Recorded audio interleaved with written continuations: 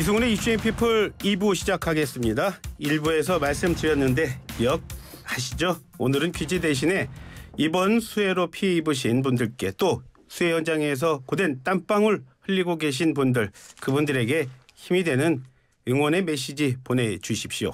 샵 0945번 50원의 이용료가 드는 문자 메시지로 응원의 메시지, 또 이 방송을 위한 의견 보내주십시오. 추첨해서 커피 선물권 보내드리도록 하겠습니다. 자, 젊은 청년 정치인의 눈으로요, 돌직구 한번 날려보는 시간입니다. 상암동 한시 청년들, 오늘도 두 분 모셨습니다. 먼저 박성민 민주당 전 최고위원 나오셨습니다. 안녕하세요. 네, 안녕하세요. 네, 그리고 박민협 국민의힘 부대변인 나오셨습니다. 어서 오세요. 네, 안녕하세요. 예, 먼저 대통령 지지율 얘기부터 하겠습니다. 자, 오늘 나온 여론조사인데요. 리얼미터가 미디어 트리뷴 의뢰로 지난 10일에서 14일 동안 닷새 동안 조사해서 오늘 발표한 내용입니다. 윤석열 대통령의 국정 수행에 대한 긍정평가는 지난주보다 1.0%포인트 떨어진 38.1%로 집계됐습니다. 반면에 부정평가는 직전 조사보다 0.9%포인트 상승한 58.9%였습니다. 자세한 내용은 중앙선거 여론조사심의원회 홈페이지 참조하시면 됩니다. 자, 박 의원님, 여론조사 결과 어떻게 보셨어요? 저는 일단 이번에 갤럽에서 조사한 것도 그렇고 보면 어쨌든 부정평가가 상승세라는 흐름은 일관되게 보여지는 것 같습니다. 근데 아마 이유는 후쿠시마 오염수 방류 관련한 대통령의 대응이 굉장히 국민 눈높이에 맞지 않았다. 그렇기 때문에 국민들께서 실망한 마음을 좀 표출을 하고 계시다라고 생각을 하는데요. 일단 우리나라 대통령이 너무 남의 나라 대통령처럼 군 것 같다라는 느낌을 많이 받았습니다. 일단 인접 국가들 중에서 사실 강력하게 항의하고 있는 중국 같은 국가도 있고, 실제로 거기는 만나서 대화할 때 일본의 과학적인 그런 근거를 지적할 뿐만 아니라 태도까지도 지적을 했다고 하더라고요. 근데 저희 윤석열 대통령께서는 사실 일본 총리를 만나서 이번에 한일 정상회담을 할 때에도 일본 측에 우리나라 전문가가 직접 가서 방류 시에 모니터링을 할 수 있게, 상주하면서 모니터링을 할 수 있게 해달라라는 요청을 했음에도 불구하고 일본에선 확답을 주지 못했습니다. 그 확답을 받아오지 못했죠. 근데 이것을 두고 오히려 여당에서는 윤석열 대통령의 요청을 사실상 다 받아줬다라는 식으로 언론 플레이를 하면서 오히려 대통령이 잘했다라는 식으로 평가를 하시더라고요. 저는 지금 일본이 오염수를 바다에 방류하겠다는 것도 정말 납득이 잘 되지 않는 조치이지만 여기에 대해서 방류가 임박했음에도 우리나라 대통령이 제대로 강경하게 항의의 표시라든지 아니면 구체적인 보완책이라든지 아니면 우리의 권리를 제대로 주장하지 못하는 부분이 아마 국민들이 보셨을 땐 너무 한가하게 대응하고 있는 거 아니냐라는 생각이 드셨을 것 같습니다. 예, 박태빈님. 네, 아무래도 지지율 하락에 있어서는 아무래도 국가 안팎으로 여러 사건들이 좀 동시다발적으로 발생하면서 지지율 하락이 발생하지 않았나 싶은데요. 우선 북한에서는 탄도미사일을 통해서 계속 대한민국의 안보를 연일 위협하고 있고, 또 이례적인 폭우로 인해서 발생한 재난 상황도 결했다고 생각을 합니다. 또 빼놓을 수 없는 것이 방금 박 의원님께서도 말씀하셨듯이 가장 큰 이유를 차지한 후쿠시마 이슈가 있겠는데요. 특히 어민들이 많은 PK 지역에서 굉장히 지지율이 큰 폭으로 하락한 것을 보면 어떻게 보면 과학을 배제하고 공포감 유발에만 몰두했던 민주당의 답정너식 선동이 성공했다고 저는 생각을 합니다. 이게 윤석열 정부의 지지율을 낮추는 데는 성공했을지 몰라도 민주당은 이 나중에 이 어민들에 대한 피해를 어떻게 책임질지에 대해서 저는 굉장히 좀 의구심이 드는데요. 제 지역구 인근에 있는 연안부두라든지 소래포구에 지금 가보면 굉장히 썰렁합니다. 근데 이게 그 광우병 당시에도 어떤 전 국민이 소고기에 대한 공포로 떨던 시절에 어떤 그 당시에 축산농가도 굉장히 피해를 많이 입었고요. 또 사실 사드 전자파 당시에도 참외 농가들이 전자파로 인해서 이제 전자파에 오염된 참외가 다 이렇게 선동이 되는 부분에 있어서 참외 농가들도 피해를 입었었는데, 이제 수년이 지난 지금 아무런 문제가 없다고 밝혀지기도 했고요. 그 당시에도 과학적으로 문제가 없었는데도 불구하고 전자파에 튀겨 죽는다느니 광우병에 걸려서 뇌에 구멍이 난다는 이런 예. 선동들에 대해서 전혀 지금 책임지고 있는 부분들이 없습니다. 그래서 사실 수년 뒤에 이런 어떤 후쿠시마의 선동이 허위로 밝혀질 때 그때 민주당이 이런 부분에 대해서 어떻게 책임을 질지에 대해서 분명히 이건 국민들께서 기억을 하셔야 될 것 같다는 생각이 듭니다. 그때 책임져야 될 분이 되실까요? 뭐 책임은 근데 저희만 지나요? 다 같이 지는 거죠. 지금 오히려 정부 여당에서는 제대로 대책을 마련하고 있지 못한 것 같아서 답답할 따름이고요. 사실 일본만 보더라도 이제 자국 어민들을 지원하기 위한 지원책들을 갖가지로 마련을 하고 있습니다. 예. 그러니까 그것도 사실 좀 아이러니한 거죠. 왜냐하면 일본 측에서는 오염수 방류하는 게 그렇게 인체에 뭐 해가 되거나 문제가 없을 거다라고 이야기를 하면서도 반대로 또 어민들을 위한 지원 대책을 수립하고 있는 게 사실 어떻게 보면 좀 아이러니한 부분인 것 같습니다. 문제가 있다면 뭐 지원 대책을 수립할 필요가 없을 테니까요. 예. 근데 어쨌든 뭐 광우병 선동이다, 뭐 사드 이야기 하시지만 제가 봤을 때는 이 30년 동안 핵 오염수를 바다에 방류하는 일은 사실 전대미문의 일이고 이런 일에서 저희가 미온적으로 대처할 이유는 전혀 없다고 생각합니다. 예. 사실 저희는 어떻게 보면 피해 국가잖아요. 예. 바다는 사실 일본만 쓰는 게 아니라 다 같이 공유하는 자원이기도 하고 바닷속에 이제 생물들을 통해서 농축되는 방사능 같은 것들도 사실 우려가 되는 부분이 있습니다. 그렇기 때문에 국민들도 우려를 하는 것이고 뭐 저희가 선동을 한다기보다는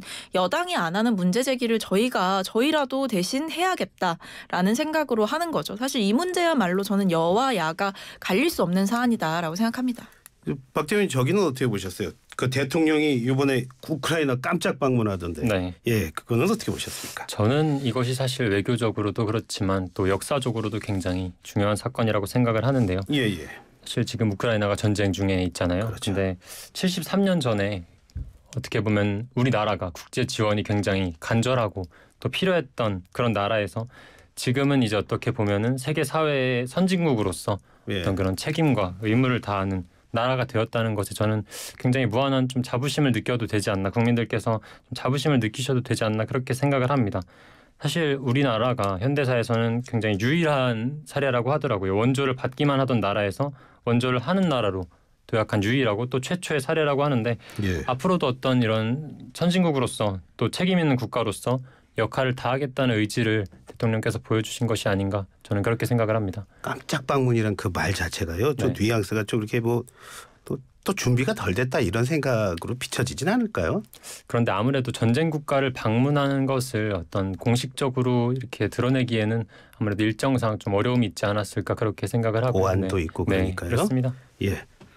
저는 뭐 우크라이나와의 연대를 할 수는 있다고 생각을 합니다만 예. 다만 이제 러시아와의 관계 설정을 우리가 어떻게 해나갈 것이냐 그리고 지금 사실 한미일 동맹부터 시작해서 일관되게 보여주고 있는 좀 이 윤석열 대통령의 전략적 선명성이라고 할까요? 예. 그러니까 그동안 사실 한국은 이제 지정학적 위치 때문에 전략적 모호성을 굉장히 외교의 중요한 가치로 삼아왔고 예. 중국과 러시아와의 관계도 경제 면에서나 안보 면에서나 관리를 해야 되기 때문에 예. 사실 그들을 좀 자극하지 않으려고 여러 면으로 고민을 했던 것으로 알고 있습니다. 예. 근데 지금 이번에 우크라이나에 방문하게 되면서 가서 생즉사 사즉생의 정신으로 우리가 강력히 연대에 함께 싸워 나간다면 이런 말씀을 하셨어요. 사실 이거는 저는 방문도 좀 이제 러시아 입장에서는 아예 이제 적대국으로 한국이 좀 접근을 하고 있는 것 아니냐 이 문제를 이렇게 생각할 수 있는데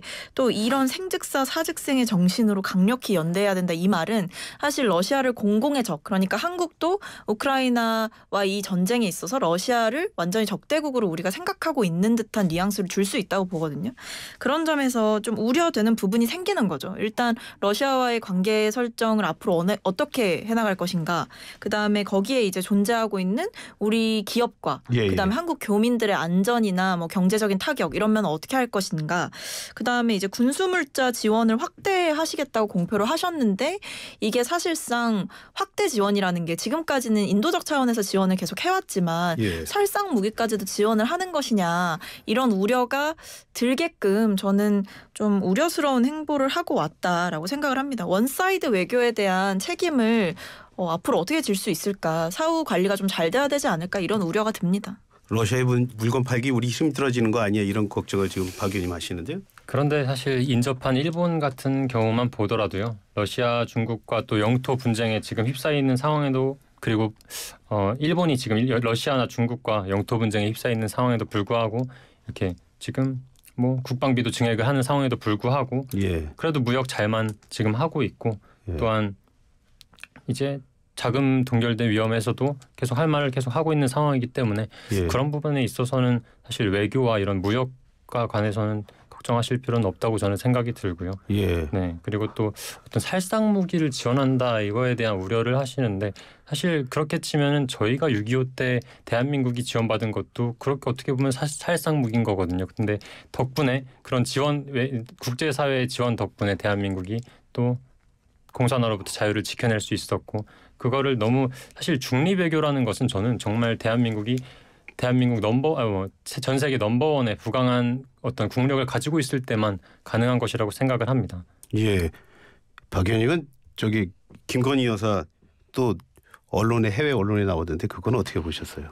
그러니까 조용히 넘어가는 순방이 없다라는 생각이 들고 순방을 나갈 때마다 어떻게 보면 부부가 돌아가면서 사고를 한 개씩 치고 오는 것 같다. 무슨 금쪽이들을 보는 그런 느낌인데 사실 김건희 여사의 그 명품 쇼핑 논란이 지금 있는 거죠. 뭐 지금 대통령실에서는 일단 명쾌하게 해명을 하지 않고 있습니다. 그러니까 지금 일부 언론의 보도에 의해서만 대통령실 고위 관계자 발로 호객 행위를 해가지고 가게 점원이 그래서 이제 들어가게 된 거고 억울하다는 말씀 물건은 사지 않았다라는 거예요.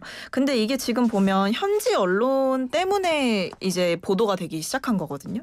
그럼 이 리투아니아 방문했을 때 이 주모네스라는 현지 매체에 따르면 영부인은 미리 발표하지 않고 예기치 않게 살롱에 왔다.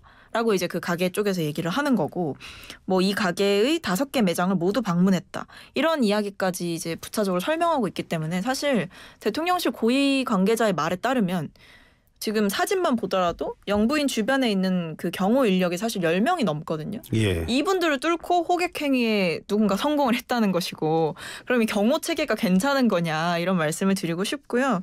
또 한편으로는 투명하게 그렇다면 공개하지 못할 이유가 뭐냐. 예를 들면 지금 용산에서 그동안 계속 비판했던 게 뭐 가짜뉴스, 뭐 영부인 스토킹하지 마라 이런 말씀 계속 하셨는데 이번에는 왜 그렇게 반응을 안 하시는지 좀 투명하게 동선 공개하시고 뭘 샀다면 뭘 샀는지 말씀해 주시면 사실 풀릴 문제라고 생각합니다. 야당의 공세 어떻게 보십니까? 사실 이 호객 행위를 당했다라는 해명 자체는 솔직하게 말씀드리면 조금 어떤 국민들께서 급조되었다는 느낌을 충분히 받으실 수는 있다고 보는데요. 예. 저는 다만 이 역시도 민주당에서 좀 불필요한 정쟁화를 통해서 정치적 이익을 얻으려는 행위가 아닌가 저는 그렇게 생각을 합니다. 예. 사실 이게 현지 언론에 처음 보도된 것을 보아도 어떤 김건희 여사의 스타일에 집중을 한 것이지 이게 어떤 논란을 키웠던 것이 아니거든요. 근데 민주당에서 이걸 들고 와서 입장을 밝히라고 하는데 이것을 만약에 뭐 내 쇼핑했습니다라고 하면 어떻게 그럴 수 있냐 이렇게 나올 것이고 또 안 했다라고 하면 또 거짓말이라고 할 텐데 이제 현지 보도에서도 부정적인 기사가 아니었음에도 불구하고 해명하라는 요청이거든요. 결국 원하는 것은 어떤 이 시국에 어떻게 쇼핑을 하겠냐 사과를 해라 어떻게 보면 이런 것일 텐데 사과하면 또 그게 뭐가 달라지겠습니까? 예. 사과하면 또 그거에 대해서 진정성이 없다고 하지 않을까 싶어서 저는 결국 피로감이 쌓이는 것은 국민들이고 이런 불필요한 정쟁화를 시작하는 것이 민주당이 아닌가 저는 그렇게 생각을 하고 있습니다. 예, 피로감 말씀하셨는데 사실 또 여전히 뜨거운 이슈입니다. 오염수처럼 또 지치지는 않을까 이런 걱정하지만 서울 양평 고속도로 특혜 논란이 지금 한창인데요. 박 대변인께서도 지금 야당이 지나친 가짜 뉴스 고속도로 관련해서 공세하고 있다고 보십니까? 저는 이 의혹에 대해서 어떻게 보면은 주민 편의를 위한 정당한 행정 절차에 대해 정치적 이익을 위한 막무가내식 선동이라고 생각을 합니다. 예. 지난 서울시장 선거 때만 보더라도 어떤 내곡동이니 뭐 생태탕이니 했지만 그거는 사실 주민들께 굉장히 좀 어려운 주제였거든요. 그런데 이제 알아듣기 어려운 선동에서 이번에 굉장히 선동하기 쉬운 주제를 들고 나와서 예. 고속도로 노선을 갑자기 바꿔서 영부인에게 특혜를 주었다라는 짧은 문장으로 참 쉽게 선동을 하려고 하는 것 같은데요. 이미 뭐 원희룡 장관께서 뭐 부연 설명을 하더라도 이미 진실은 저 멀리 어딘가에 떠밀려 가고 이 논란만 남지 않았나 저는 그렇게 생각하기 때문에 예. 저는 이것은 어떤 네, 가짜 뉴스를 위한 선동이 아닌가 그렇게 생각을 합니다. 고속도로 논란이 좀 쉬우셨어요? 아니요, 쉽진 않았습니다. 그렇지만 이게 그 딱 한 문장을 봤을 때 이게 고속도로 종점을 변경해서 특혜를 준다. 특혜를 주었다라는 이 문장 자체가 너무 어떻게 보면은 알아듣기 쉬운 선동 문장이 아니었나 저는 그렇게 생각하고 있습니다. 말씀이시군요. 예. 근데 저는 타당한 문제 제기를 했다라고 생각을 합니다. 왜냐하면 반대로 만약에 뭐 예를 들면 이재명 대표의 일가의 땅 근처에 갑자기 고속도로 종점이 생기고 거기 또 근처에는 가보면 또 남영평 IC가 있어가지고 갑자기 서울로 연결될 수 있는 그런 길들이 그 이재명 대표의 땅 위로 지나간다 생각해보면 제가 봤을 때 이거 뭐 다들 들어 누우시고 단식하시고 그러셨을 것 같아요. 국정조사 하자고. 그러니까 이게 저는 저희가 문제 제기를 하는 건 굉장히 상식적인 질문이다. 합리적인 의심이다라는 말씀을 드리고 싶고 오히려 지금 국토부에서 계속해서 말이 바뀌면서 구체적 근거를 투명하게 제시하지 못하고 있기 때문에 이 의혹이 여기까지 온 거다라고 생각을 합니다. 예, 그렇게 말씀하시네요. 자, 오늘 나오시니까 어떠세요? 박 부대변인 하십니까? 쉽지 않은 것 같습니다. 그래도 오늘 잘하셨습니다. 오늘 말씀 잘 들었습니다. 고맙습니다. 지금까지 박민혁 국민의힘 부대변인 그리고 박성민 민주당 전 최고위원과 함께했습니다. 고맙습니다. 감사합니다.